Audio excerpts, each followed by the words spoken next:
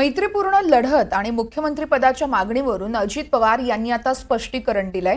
अमित शहांसोबत मुख्यमंत्री पदासंदर्भात चर्चा झाली नाहीये असं म्हणत अजित पवार यांनी आपली भूमिका मांडली आहे। तर दुसरीकडे अजित पवार आणि आमच्यात मैत्रीपूर्ण लढत होणार नाही असं भाजप प्रदेशाध्यक्ष चंद्रशेखर बावनकुळे यांनी स्पष्ट केलं।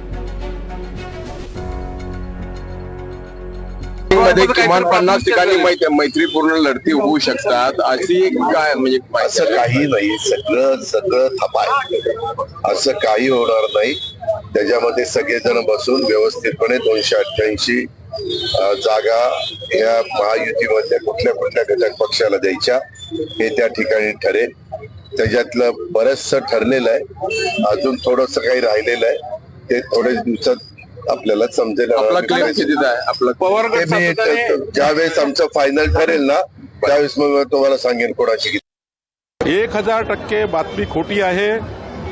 भाजपाचा उमेदवार जेवढ्या ताकदीने लढणार आहे आणि भाजपचे कार्यकर्ते जेवढ्या ताकदीने काम करणार आहे त्यापेक्षाही जास्त ताकद भाजपाचं संघटन अजित पवारांच्या उमेदवाराकरता आणि एकनाथ शिंदेच्या उमेदवाराकरता लावेल।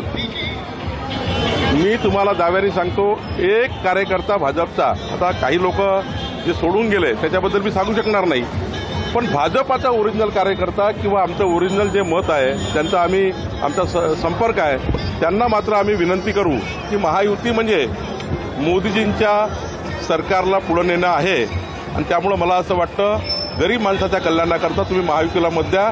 आम्ही अजित दादाच्या उमेदवाराच्या मागे खंबीरपणे उभे राहू।